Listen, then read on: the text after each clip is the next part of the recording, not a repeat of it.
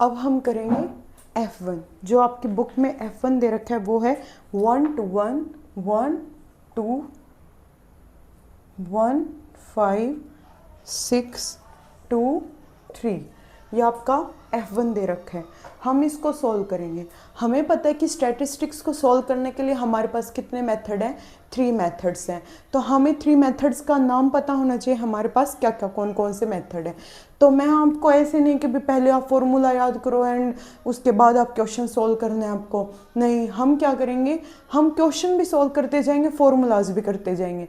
अगर आप daily routine में उसका प्रैक्टिस करेंगे तो आपको वो फॉर्मूलाज भी याद हो जाएंगे। सो हम क्या करेंगे, सबसे पहले हमें पता है हमारे पास मीन निकालने के लिए कितने मेथड हैं, 3 मेथड है। हमें बस ये है कि लास्ट टाइम में आप वीडियो देखें और एग्ज़ाम के टाइम में और आपका सॉल्व हो जाए क्वेश्चन।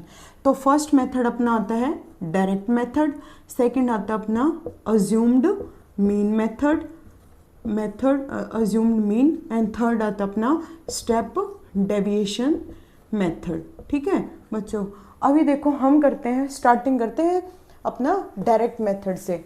तो हम डायरेक्ट मेथड में क्या करेंगे, हमें सबसे पहले कुछ भी नहीं करना। अगर स्टैट का क्वेश्चन आ जाए तो हमें 2 चीज़ों का ध्यान रखना है और हम अपने क्वेश्चन के अंदर देखते जाएंगे कैसे कैसे। अब हम करते सबसे पहले नंबर ऑफ प्लांट्स में। तो हमें बस ये देखना, जो हमें रेंज दे रखे हैं यहाँ पे, क्या वो रेंज का जो लोअर अपर लिमिट है और जो सेकंड रेंज का लोअर लिमिट है, क्या वो इक्वल है। तो देखा, इसमें भी 2, इसमें भी 2, इसमें 6, इसमें 6, इसमें 10 एंड 10, 12 एंड 12। इसका मतलब सिमिलर है, हम क्वेश्चन के नेक्स्ट स्टेप पे आ सकते हैं। तो अब नेक्स्ट जो होगा हमारा, जो हमें गिवन होता है हमेशा ही, जो हमें ये गिवन होता है, तो गिवन हमें क्या दे रखे हैं, नंबर ऑफ हाउसेस की डिटेल्स दे रखे हैं। जो गिवन है उनको हम क्या बोल देते हैं, F1 बोल देते हैं। क्या क्या बोल देते हैं, F1। तो सबसे पहले कोई भी क्वेश्चन हो तो हमारा फर्स्ट जो भी होगा स्टेप वो क्या होगा, समेशन ऑफ F1। अब समेशन का मतलब क्या होता है कि हम इनको क्या करेंगे, ऐड करेंगे। तो ऐड करने से इसका क्या आएगा, 2 1 3 4 5 एंड 4 9, 9 और 6 15, 15 16 17 18 19 20। तो F1 आएगा अपना 3 2 5 5 5 10 16 17 18 19 20 20, सॉरी गाइज 20 आ गया समेशन। हमारा फर्स्ट स्टेप हुआ क्लियर। अब हम चल रहे हैं डायरेक्ट मेथड की साइड में। तो अब हम क्या करेंगे, सेकंड मेथड को हम x1 निकालेंगे। क्या निकालेंगे, x1 निकालेंगे। तो x1 को कैसे निकालते हैं हम, रिमेंबर दैट जो x1 है हमारा, x1 है वो कैसे फाइंड आउट होगा, हम करेंगे x1 में सबसे सेकंड स्टेप जो आएगा, हम जाएंगे किसकी तरफ, अपने फर्स्ट रेंज की तरफ। तो हम x1 को हम क्या बोलते हैं, जब आप एग्जाम में लिख के आएंगे तो आपको लिखना पड़ेगा व्हाट इज x1, सब लिखना पड़ता है आपको, तभी आपको फुल मार्क्स मिलते हैं। तो x1 क्या होता है, अपना क्लास मार्क होता है। क्या होता है, अपना क्लास मार्क। और क्लास मार्क आपकी स्क्रीन के ऊपर मैंने इसका फॉर्मूला लिख दिया कि क्लास मार्क का क्या फॉर्मूला होता है, तो आप अपनी स्क्रीन पे देखिएगा। अब देखो, जो क्लास मार्क होता है उसको हम किससे डिनोट करते हैं, x1 से डिनोट करते हैं। तो x1 को हम कैसे फाइंड आउट करेंगे, जो फॉर्मूला में गिवन है, अपर लिमिट प्लस में lower limit divide by 2, upper limit plus में लोअर लिमिट डिवाइड बाई 2। तो अब हम कैसे करेंगे इसके अंदर, जैसे अपर लिमिट 0 है, लोअर लिमिट क्या है 2 है, और डिवाइड बाय में 2 करेंगे तो क्या होगा, 0 प्लस 2 क्या होगा 2, एंड डिवाइड बाय में 2 क्या होगा अपना 1, यहाँ आ जाएगा हमारा 1।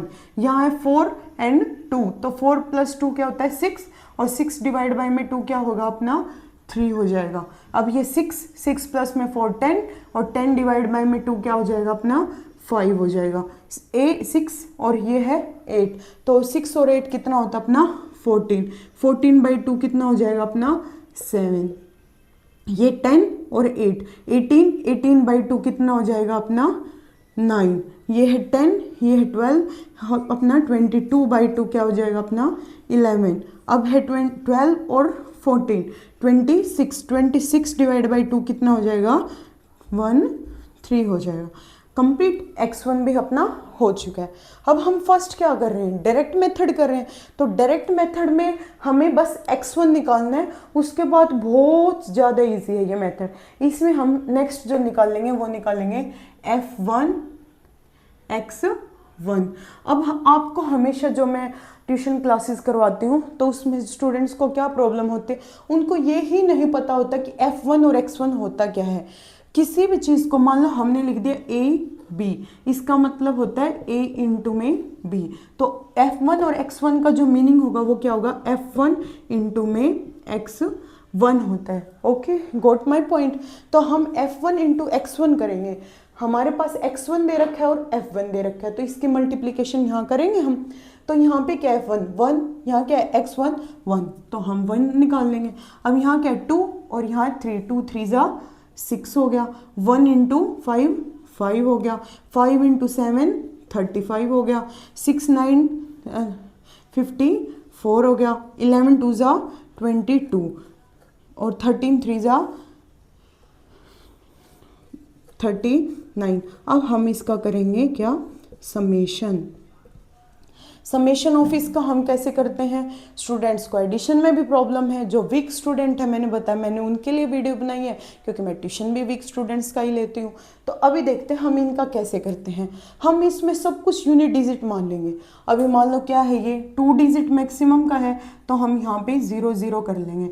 अब सबको यूनिट डिजिट को ऐड करेंगे। 6 1 7, 7 और 5 7, 8 9 10 11 12, 12 और 5 17, 17 एंड 4 21, 21 और 9 30 और 30 और 2 32, ये 3 3 3 6 7 8, 8 और 5 हो गया अपना 13, 13 और 3 16, ये हो गया अपना f1 और x1। हमें मेंशन करना व्हाट इज f1 और x1, it is the multiplication of number of houses and x1 class mark. Okay, अब जो डायरेक्ट मेथड का जो मीन का फॉर्मूला है, डायरेक्ट मेथड, उसका क्या फॉर्मूला आता है, summation of f1 x1 divide by summation of f1।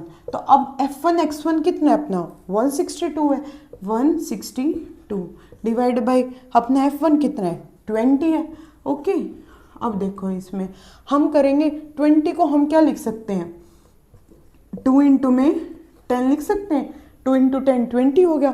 अब क्या ये 2 से डिवाइड होगा, बिल्कुल। 2 1 जा 2, 2 8 जा 16 एंड 2 1 जा 2, तो कितना 81 डिवाइड बाई 10 हुआ। और अब हमें पता है कि अगर जितनी जीरो उतनी डिजिट के साथ क्या लग जाता है, हमारा पॉइंट लग जाता है। तो हमारा क्या हो जाएगा 8.1 नंबर ऑफ हाउसेस के अंदर, मतलब नंबर ऑफ प्लांट इस रेंज में कितने नंबर ऑफ हाउसेस के अंदर है, तो हमारे 8.1 हाउसेस के अंदर है ये। तो हमारा आंसर आ जाएगा ये 8.1। Thank you guys. और मैं आप होप करती हूँ आपसे कि आपको मेरा जो क्वेश्चन मैंने आज करवाया है वो आपको अच्छी तरह से समझ में आया होगा। और ये आपका क्वेश्चन है 13.1 का फर्स्ट क्वेश्चन। अगर आपको मेरा समझाना अच्छा लगा हो तो मेरे वीडियो को लाइक कीजिए और सब्सक्राइब कीजिए, और आपके लिए मैं और नए नए क्वेश्चंस लाती रहूँगी। Thank you guys.